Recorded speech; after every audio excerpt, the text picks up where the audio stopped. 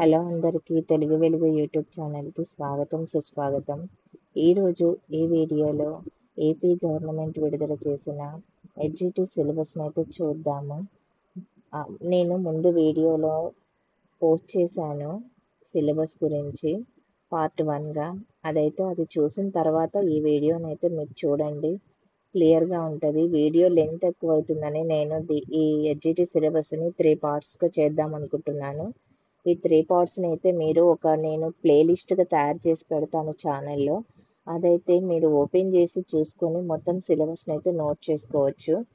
ఇప్పుడైతే ఫస్ట్ ఈ మా తెలుగు వెలుగు యూట్యూబ్ ఛానల్ గురించి అయితే మీకు చెప్తాను. కొంచెం టెట్కి సంబంధించిన, డిఎస్సికి సంబంధించిన మెటీరియల్, డిఎస్సికి సంబంధించిన syllabus, question papers, practice papers, academic books, వీటి గురించి అయితే ఇన్ఫర్మేషన్ అయితే మా ఛానల్లో ఇస్తాము. ఇది ఫ్రీ కంటెంట్ అండి. మా ఛానల్లో ఉన్న కంటెంట్ మొత్తం మీరు ఫ్రీగా యూజ్ చేసుకోవచ్చు. ఎటువంటి డబ్బులు అయితే చెల్లించాల్సిన అవసరం లేదు. మీరు ఫ్రీగా యూజ్ చేసుకొని మీరు విజయం సాధించడమే మా యొక్క లక్ష్యము. ఎక్కువగా గ్రామీణ ప్రాంతాల్లో ఉన్నవారు, కోచింగ్కి వెళ్ళలేని వారి కోసమే నేనైతే ఈ ఛానల్ని స్టార్ట్ చేశాను. ఛానల్లో అయితే మంచి కంటెంట్ అయితే నేను పోస్ట్ చేస్తాను. మీరైతే ప్రతిరోజు బుక్స్ ఫాలో అవుతూ ఉండండి నా ఛానల్ని. మీకైతే ఇన్ఫర్మేషన్ అందుతూ ఉంటుంది. ఇప్పుడు ప్రజెంట్గా తెలంగాణ టెట్ అయితే రిలీజ్ అయింది. 15th నుంచి తెలంగాణ టెట్ అప్లికేషన్స్ పెట్టుకోవడానికి అయితే స్టార్ట్ అవుతుంది.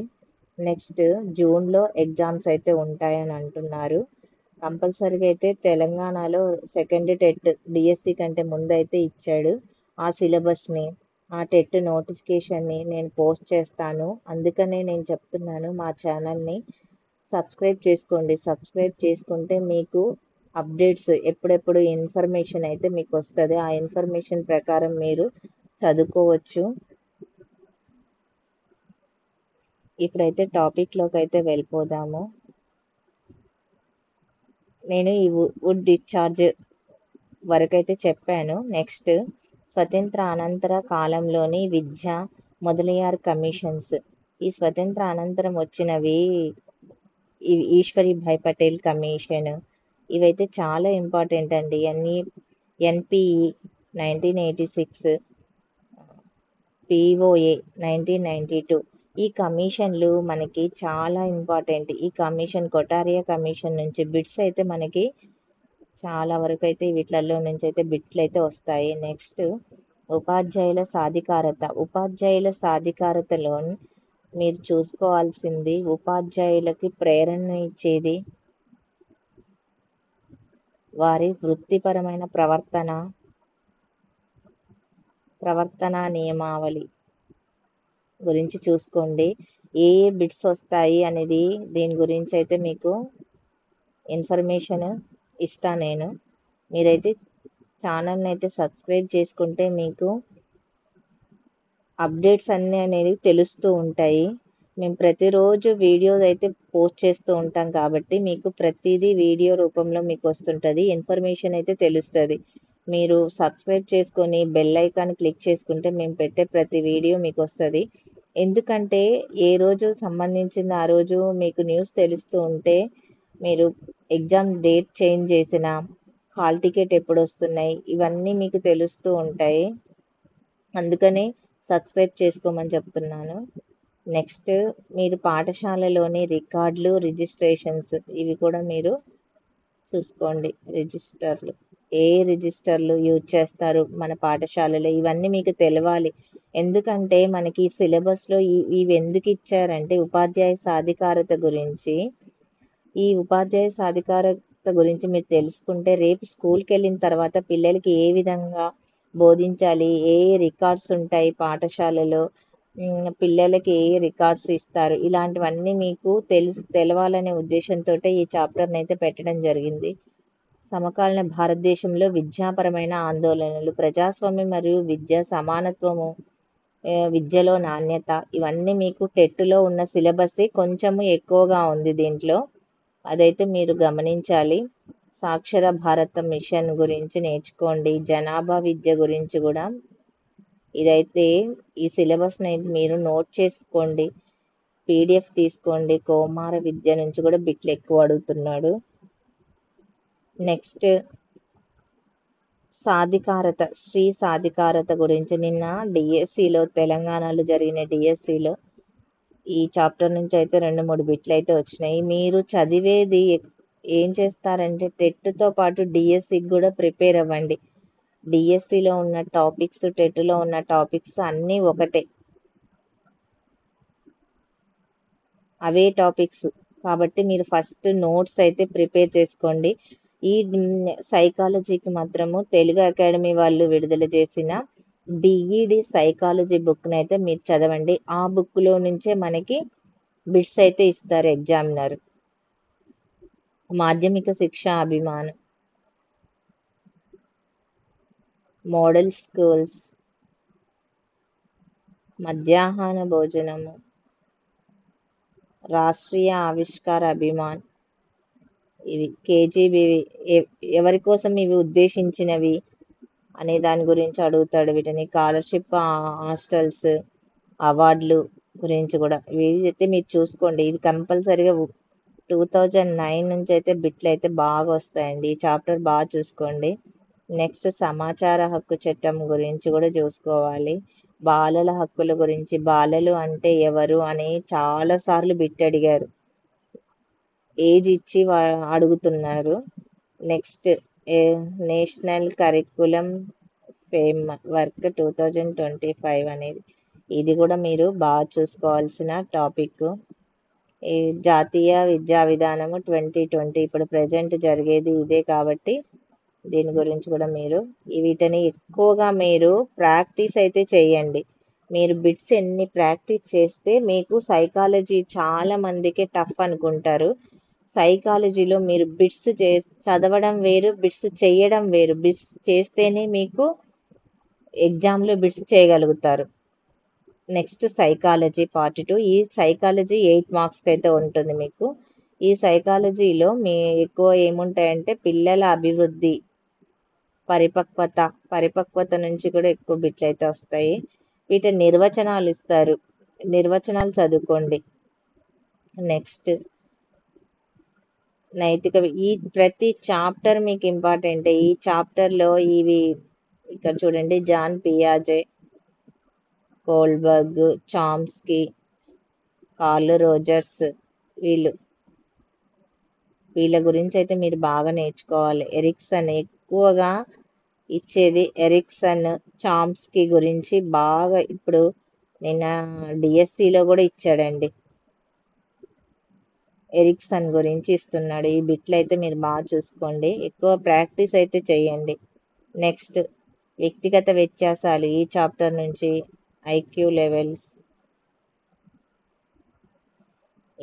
అప్టిట్యూడ్, వైఖరి నుంచి కూడా ఎక్కువ బిట్లు అయితే వస్తాయి. నెక్స్ట్ అభ్యాసం, 3rd చాప్టర్ అభ్యాసం, జ్ఞాపకశక్తి, మర్చిపోవడం, స్మృతి, విస్మృతి కారణాలు, సిద్ధాంతాలు, అభ్యసన సిద్ధాంతాల నుంచి అయితే కంపల్సరీగా బిట్లు అయితే వస్తాయి. ఈ టెట్కి, ఈ డిఎస్సికి ప్రతి బిట్కి హాఫ్ మార్కే ఉంటుందండి. ఇప్పుడు ఇది 8 మార్క్స్కి అన్నాడు కాబట్టి దీంట్లో నుంచి సైకాలజీ నుంచి మీకు 16 బిట్స్ అయితే వస్తాయి. 4 చాప్టర్స్ ఉన్నాయి. 4 చాప్టర్లో 2 4 బిట్స్ మీరు వేసుకోండి. ఒక్కొక్క చాప్టర్లో 4 బిట్స్ మీరు వేసుకుంటే దాని ప్రకారం మీరు చదువుకుంటే మీరు ఒక చాప్టర్ వదిలిపెట్టడము, టఫ్ ఉందనేది మాత్రం చేయకండి. డిఎస్సి అనేది ప్రతి చాప్టర్ ఇంపార్టెంట్, ప్రతి బిట్ ఇంపార్టెంట్. మళ్ళీ నేను చెప్తున్నా, ప్రత్యేక అవసరాలు గల పిల్లల గురించి ఇప్పుడు ఎక్కువగా బిట్లు ఎక్కువ బిట్లు అడుగుతున్నాడు. స్వభావాల గురించి, సర్దుబాటు నుంచి కూడా బిట్లు ఎక్కువ వస్తున్నాయి. నెక్స్ట్ ఇంగ్లీష్ అయితే చూడండి, చాలామంది ఇంగ్లీషు టఫ్ అని భావిస్తుంటారు. టఫ్ అనుకోకండి, ఇంగ్లీషు మీరు చదివితే ఏదైనా ఈజీ.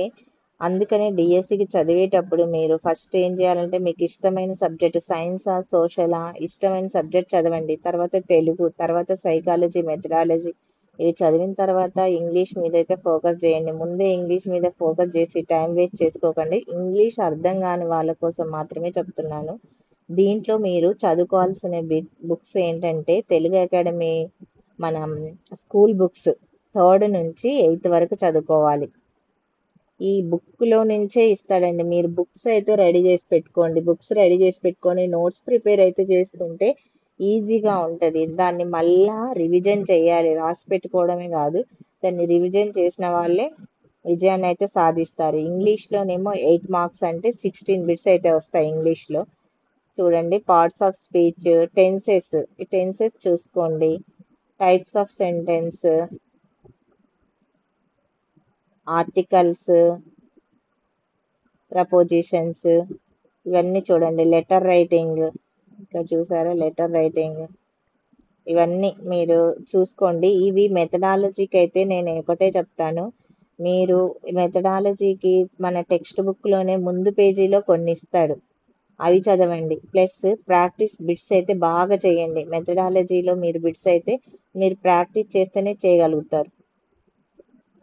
నెక్స్ట్ తెలుగులో కూడా అంతే అండి. తెలుగు 3rd క్లాస్ నుంచి 8th క్లాస్ వరకు అప్ టు 10th క్లాస్ వరకు అని ఇచ్చాడు మనకి. చూడండి, తెలుగు వాచకంలోని పాఠ్య విషయాలు. కవి పరిచయం అంటే కవి పరిచయం. మీరు కవి పరిచయాన్ని ఏ విధంగా చదువుతారంటే కవి శతాబ్దం చదవండి, కవి ఏ శతాబ్దానికి చెందినవాడు, కవి ఎక్కడ పుట్టాడు, ఆయన రచించిన రచనలు ఏంటి, ఆయన రచించిన గ్రంథాలేంటి, ఆయన రచించిన నవలు రాస్తారు, కథలు రాస్తారు, కొంతమంది శతకాలు రాస్తారు. అవి గుర్తుపెట్టుకోండి. ప్లస్ కవుల వరుస క్రమం కూడా అడుగుతున్నాడు కొత్తగా.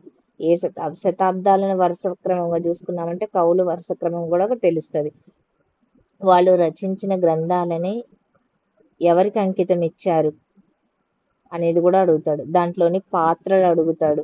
ఇవన్నీ మీరు నోట్ చేసుకోవాలి. ప్లస్ విషయ సూచిక ఫస్ట్ లెసన్లో మనకి టెక్స్ట్ బుక్లో ఫస్ట్ పేజీలో ఉంటాయి కదా, విషయ సూచికనైతే మీరు బాగా చూసుకోండి. పాత్రల నుంచి అయితే ఎక్కువగా బిట్లు అయితే వస్తాయి. మనకు లెసన్ నేమ్ ఇచ్చి పాత్రలు అడుగుతాడు.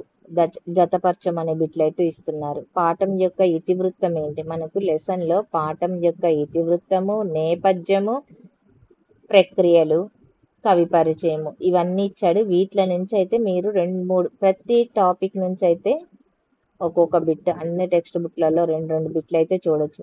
ఏ సందర్భం, ఈ పాఠం యొక్క నేపథ్యం, విద్యా ప్రమాణాలు, నెక్స్ట్ అర్థాలు, పర్యాయ పదాలు, నానార్థాలు, ఉత్పత్త్యార్థాలు. ఇవి అర్థాలు మనకి లెసన్ అయిపోయిన తర్వాత ఇవ్వడం పదజాలం అని చెప్పేసి ఒక పదజాలంలోనే మనకు అర్థాలు, పర్యాయ పదాలు, నానార్థాలు, ఉత్పత్త్యార్థాలు, జాతీయాలు, సామెతల గురించి అయితే ఇచ్చాడు. ఇవి చూసుకోండి. మనకి టెక్స్ట్ బుక్ వెనకాల మనకి ఇచ్చాడు కదా, టెక్స్ట్ బుక్ వెనకాల ఉన్నది కూడా మీరు చూసుకోండి. అప్పుడే మీరు టెక్స్ట్ బుక్ వెనకాలది కూడా చేస్తే మీరు అన్ని బిట్లకైతే ఆన్సర్ చేయగలుగుతారు. పర్యాయ పదాల యొక్క డెఫినేషన్స్ కూడా మీరు చూసుకోండి. వీటి గురించి అయితే నేను వీడియో చేస్తాను. ఈ డెఫినేషన్స్ ఇచ్చి తర్వాత మనకి ఎగ్జాంపుల్స్ ఇచ్చిండు. ఈ డెఫినేషన్స్ చూసుకున్న తర్వాత అవి కూడా నేర్చుకోండి. ఉత్పత్త్యార్థం అంటే ఏంటి, జాతీయాలు, ప్రతి టాపిక్ నుంచి అయితే బిట్లు అయితే వస్తాయి. సామెతలను కూడా చూసుకోండి. పొడుపు కథలు కూడా ఎక్కువగా ఇస్తున్నాడు. భాషాంశాలు, విభక్తులు, ప్రథమా విభక్తి, ద్వితీయ విభక్తి, తృతీయ విభక్తి ఉన్నాయి కదా, అవి ఔపవిభక్తులు, ఔపవిభక్తుల గురించి కూడా, పారిభాషిక పదాలు, వీటి నుంచి కూడా ఖచ్చితంగా బిట్లు అయితే వస్తాయి. సంధి, వచనాలు, కాలాలు, లింగాల గురించి, ఆగమము, ఆదేశము, బాహుళకము, ఇవన్నీ చూడండి. సమాసం అంటే ఏంటి, ఆగమం అంటే ఏంటి, ఆదేశంగా అంటే వచ్చి చేరడం, ఆగమం అంటే రావడం, బాహుళకము, ఇవన్నీ చూసుకోండి. సంధి, సంస్కృత సంధులు చూసుకోవాలి, తెలుగు సంధులు. టెక్స్ట్ బుక్లో మీకు సూత్రం ఇచ్చిండు, సూత్రంతో పాటు కొన్ని ఎగ్జాంపుల్స్ కూడా ఇచ్చిండు. సవర్ణ దీర్ఘ సంధి, గుణసంధి, అనాది సంధి, వృద్ధి సంధులు. సమాసాలు, ఈ సంస్కృత సంధులు ఎన్ని అని అడుగుతాడు, తెలుగు సంధులు ఎన్ని అని కూడా అడుగుతున్నాడు. ఇప్పుడు సంస్కృత సంధులు ఎన్ని ఉన్నాయండి, ఇక్కడ 4 ఉన్నాయి. సమాసాలు ద్వంద్వ సమాసం, దిగు సమాసం, తత్పురుష సమాసం ఈ 3 ఇచ్చాడు ఇక్కడ. డిఎస్సి కాబట్టి ఈ 3 అని కాదు, మీరు సమాసాలు అయితే అన్ని చదువుకోండి. ఛందస్సు ఘన విభజన ఇస్తాడు, గణాల గుర్తింపు కూడా ఇస్తున్నాడు. ఒక ఒక పదం ఇచ్చి దాన్ని ఘన విభజన చేయమని అడుగుతున్నాడు. అలంకారాలు కూడా చూసుకోండి. ఉచ్చానుప్రాస అలంకారం, చేకాను, అంచానుప్రాస అలంకారం ఇవన్నీ 6th నుంచి 10th వరకు బుక్లో ఉన్నాయి. ఈ వృత్యానుప్రాస అలంకారం, చేకానుప్రాస అలంకారం, శబ్దాలంకారాలు ఏవి, అర్ధాలంకారాలు ఏంటి అని అడుగుతాడు. ఇప్పుడు వాక్యాలు, ఈ వాక్యాల నుంచి కూడా అయితే బిట్లు వస్తున్నాయి మనకి. ఆశ్చర్యార్థక వాక్యం, విద్యార్థార్థక వాక్యం, అనుమత్యార్థక వాక్యం, సామర్థ్యార్థక వాక్యం, సందేశార్థక వాక్యాలు ఇవి మీరు బాగా గుర్తుపెట్టుకోవాలి. ప్రశ్నార్థక వాక్యాలు, హేత్వార్థక వాక్యం నుంచి ఎక్కువ అయితే అడుగుతున్నాడు. చాలాసార్లు హేత్వార్థక వాక్యం అడిగాడు, విద్యార్థక వాక్యం కూడా అడిగాడు. ఇవి బాగా ఫోకస్ చేయండి. కర్తరి వాక్యం, కర్మణి వాక్యాలు కూడా. నెక్స్ట్ తెలుగు బోధనా పద్ధతులు. ఈ తెలుగు బోధనా పద్ధతుల నుంచి కూడా మీరు 4 మార్క్స్ ఉంటే 8 బిట్లు అయితే వస్తాయి. దీంట్లో ఫస్ట్ చాప్టర్లో మనము నిర్వచనాలు చూసుకోండి. మీరు లక్ష్యాలు, స్పష్టీకరణ గురించి కూడా చూసుకోండి. వీటి నుంచి అయితే ఖచ్చితంగా బిట్లు వస్తాయి. సాహిత్య ప్రక్రియలు, భాష, సమాజము, సాహిత్య ప్రక్రియలు ఏంటి అని అడుగుతాడు. మాతృభాష బోధనలో నిర్వచనాలు కూడా అడుగుతాడు. భాషోత్పత్తి వాదాల గురించి మనకి ఉన్నాయి కదా, డింగ్ డాంగ్ వాదము, చామ్స్క్రిట్ వాదము, వాటి గురించి. అర్ధ పరిణామము, అర్ధ విపరిణామం, ధ్వని, వీటి గురించి, ధ్వనుల గురించి కూడా అడుగుతాడు. పాఠ్యపుస్తకాలను ఏ విధంగా తయారు చేస్తారు, అవే వాటిలలో ఉన్న భాషా శాస్త్రం గురించి, లెసన్లు ఏ విధంగా మనకు పెట్టారు అనే దాని గురించి. భాషా సామర్థ్యాలు, విద్యా ప్రమాణాలు, భాష యొక్క సామర్థ్యం, ఏ ప్రమాణాలను మనము ఉపయోగిస్తాము అని. బోధనా పద్ధతులు, పద్య బోధన, గద్య బోధన, వీటికి సంబంధించినవి. వ్యాకరణ బోధన, ఇవైతే మీరు చూసుకోండి. ఇవి లక్షణాలు, పద్ధతులు, వీటి నుంచి బిట్లు ఖచ్చితంగా వస్తాయి. వాటి యొక్క ప్రక్రియలు కూడా అడుగుతాడు. ప్రణాళిక రచన, యూనిట్ ప్రణాళిక, వార్షిక ప్రణాళిక, యూనిట్ ప్లాన్, పాఠ్య ప్రణాళిక, వీటి గురించి అయితే అడుగుతాడు. బోధన అభ్యసన సామాగ్రి గురించి కూడా అడగడం జరుగుతుంది. సామాగ్రి ఏవేవి ఉపయోగిస్తారు మీరు, నమూనాలు, కార్డ్బోర్డులు, బులెటిన్ బోర్డు అంటే ఏంటి, దేనికి ఉపయోగిస్తారు, ఇలాంటివి. ఆంధ్రప్రదేశ్ భాషా అభివృద్ధి కార్యక్రమము, తెలుగులో అంటే మనకి లింగ్విస్టిక్ ఫోన్లు, లాంగ్వేజెస్ నేర్చుకోవడానికి ఏ వస్తువులు ఉపయోగిస్తారు అనేది అడుగుతాడు. శ్రవణము, దృశ్యోపకరణాలు, శ్రవణోపకరణాలు, ద్విమితీయ, త్రిమితీయ నమూనాలు అని అడుగుతాడు కదా, అవన్నీ చూసుకోండి. వాటిలో నుంచి బిట్లు అయితే చాలా అడిగాడు. ఆంధ్రప్రదేశ్లోని భాషా అభివృద్ధి కార్యక్రమాలు, భాషకు సంబంధించి ఏ అభివృద్ధి కార్యక్రమాలు చేపట్టారు అనేది. మూల్యాంకనము, మనకి మూల్యాంకనంలో లోపముద్ర మూల్యాంకనం, సంగ్రహణాత్మక మూల్యాంకనము, నిర్మాణాత్మక మూల్యాంకనం. ఈ మూల్యాంకన నిర్వచనాలు చూసుకోవాలి. ఈ మూల్యాంకనంలోని పరీక్ష నికషలు, ప్రశ్నాపత్రం ఏ విధంగా ఉండాలి, సప్రమాణత ఉండాలి, ఇలా ఈ మూల్యాంకనం లెసన్ నుంచి అయితే ఖచ్చితంగా బిట్లు అయితే వస్తాయి. 2-3 బిట్లు ఎక్స్పెక్ట్ చేయొచ్చు. మొత్తం 8 మార్క్స్. ఈ మొత్తం 10 టాపిక్స్ అయితే ఉన్నాయి మనకి. 4 మార్క్స్ అంటే 8 బిట్లు అయితే వస్తాయి దీంట్లో. నెక్స్ట్ మీకు వీడియో లెంత్ ఎక్కువ అవుతుందండి. నేను ఈ గణితాన్ని, సైన్స్, సోషల్ని అయితే నెక్స్ట్ వీడియోలో అయితే పోస్ట్ చేస్తాను. ఇంతవరకు ఈ వీడియో చూసినందుకు థ్యాంక్స్ అండి. మీకు నచ్చితే కినా లైక్ చేయండి, షేర్ చేయండి మీ ఫ్రెండ్స్కి. ఇది లైక్ చేయడం వలన ఛానల్ ముందుకెళ్తుంటుంది. మీకు ఎలాంటి వీడియోస్ కావాలో మాకు కామెంట్ సెక్షన్లో కామెంట్ చేస్తే మేము అలాంటి వీడియోస్ మీకు పెట్టడానికి అయితే ట్రై చేస్తాను నేను.